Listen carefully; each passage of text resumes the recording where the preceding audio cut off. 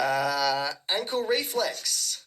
Ankle reflex. All right. Let's just jump into that. Dive into it. Dive into the ankle reflex. So, do you want to... Everyone knows what the ankle is. We probably don't need to talk We about did it. ankle last Last podcast. episode, okay. Yep. So, maybe define reflex first?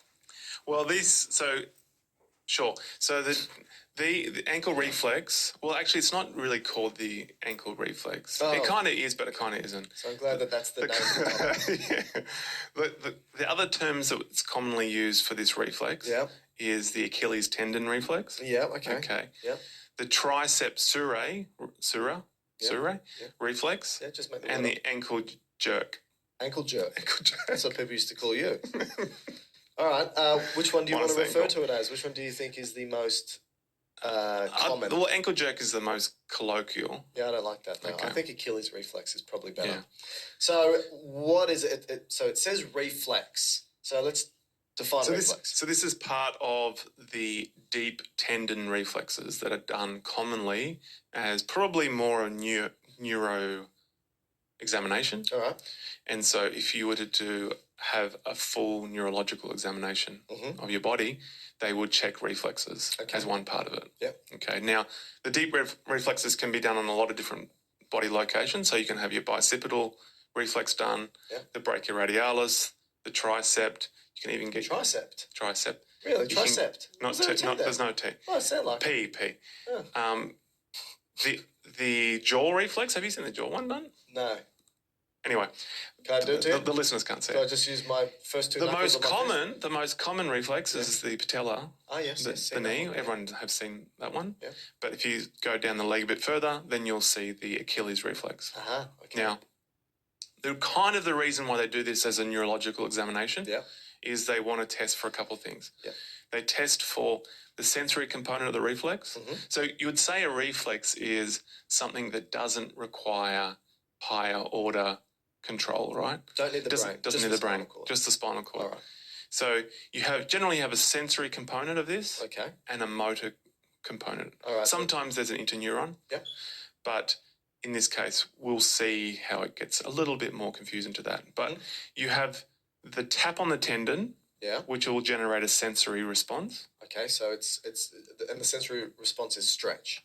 Stretch, that's exactly right. Yep, so it stretches the tendon. Yeah, but it's not going to be a Golgi tendon response. It's going to be the muscle spindle. Yes. Okay, so the muscle spindle, but from a tendon stretch. Yes, that's right. Yeah. So that sends a sensory afferent signal Yeah. to the spinal cord Yeah. in that region of the dermatome. Okay. So if it's in the leg, it's going to be probably in the sacral component. Yeah, S1, So S2 maybe. yeah. Yep. So it's going to go up the leg into the spinal cord at the S level and come into the spine. So through the dorsal horn into the spinal cord, then synapse with a motor neuron. Okay. So this would be considered a lower motor neuron. And outward. And go out, and then it would contract the same muscle group that's been stretched. And is the point because when a muscle or tendon is exposed to stretch, it goes, "Ooh, I don't like this. If this stretches too much, I might snap. So I'm going to reflexively contract to resist the stretch."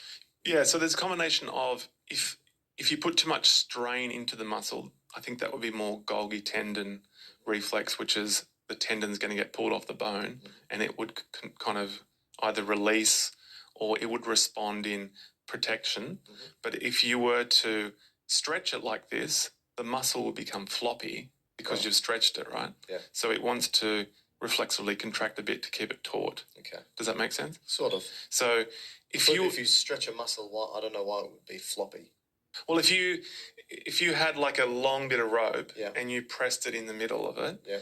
in that instant it becomes longer, and so it's less taut.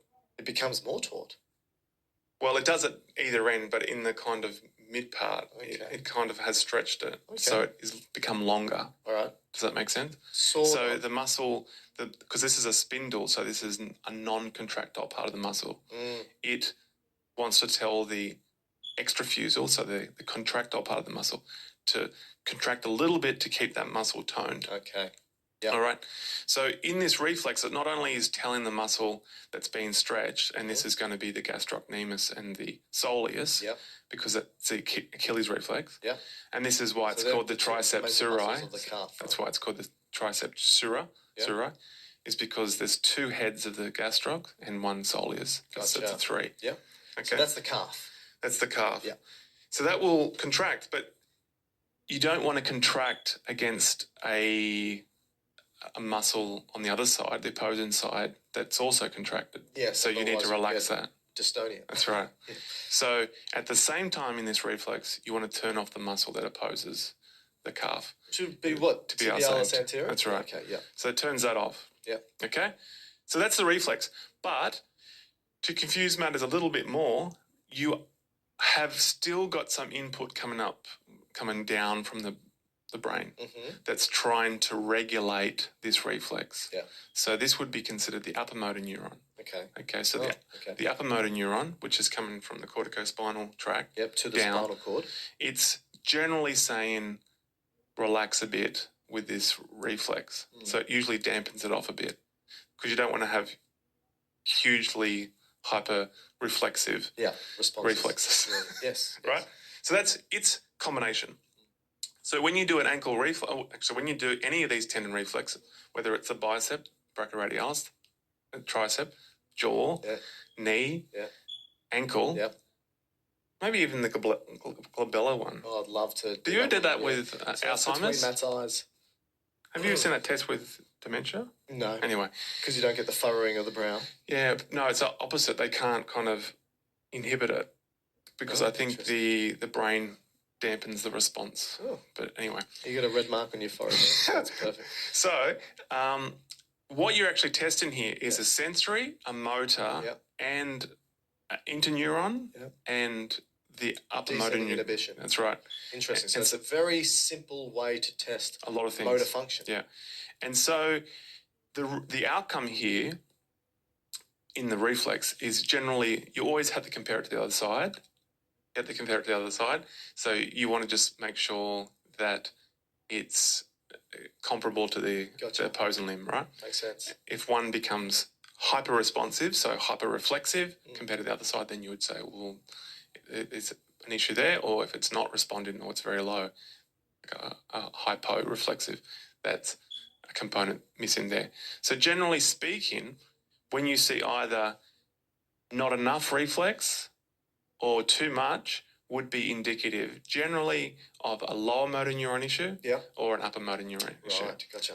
So if it's hypo reflexive, Yeah. it It's would an be a lower upper. it would be a lower motor. Lower Damn, motor. It's 50-50. It would be a lower motor issue. That makes sense because the lower is all, you could sort of, this is exaggerating, but the lower motor neuron always wants to send a signal in a way. So if that's inhibited, then you're going to get more inhibition, so a hyperreflexia.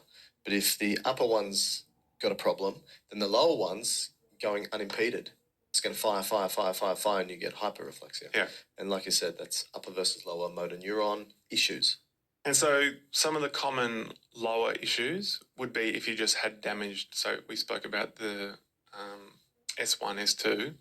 Sacral 1, sacral 2. That's the level it's coming out at. But the nerve that's being carried by is the tibial nerve. So if you had, say, some kind of neural defect in that, let's say, a sciatic issue, which is a tibial portion of the sciatic nerve, that could be diminishing the reflex. Or if you had conditions like diabetes, so neuropathy. Or an interesting case that we had is a person that had too many Red Bulls? NANGs, What's a nang? nitric oxide. You know those Oh, things that okay. people inhale? Yeah. So they get those nitric oxide, whip it, Yeah. and they just put it into balloons and then inhale the balloon. Yeah. Well, what's that got to do with motor neurons? Well, it then inhibits a B vitamin. So the way that a B vitamin gets activated, and then the B vitamin plays roles in axonal, but also myelin. Oh, And okay. he had huge demyelination, Oof. and he developed, I think it was hyperreflexive, Wow. deep tendon reflexes. Wow. So it had quite significant issues. So that would be the lower. So anything that inhibits the lower motor neuron coming out is going to result generally with a hyporeflexive response, but Yeah. usually also hypotonia as well. So the muscle's flaccid. The opposing end, Hypotonia. hypo. Yeah. The opposing end is hyperreflexive. So if you tap on it, it would jerk Yeah. excessive Yeah. compared to the other side. Yeah. And that generally will happen from something in the brainstem, or on its spinal cord injury on the way down. Yeah. And then that results in you don't have that inhibition anymore, so you have an exaggerated response. Yeah. And a common example would be after a stroke, let's say. So Yeah. a person has damaged their motor cortex supplying the tibial nerve, and as a result, if you tap on there, it would have an exaggerated reflex. Cool. And that is the we said ankle reflex, but let's say Achilles reflex, which should have been done earlier.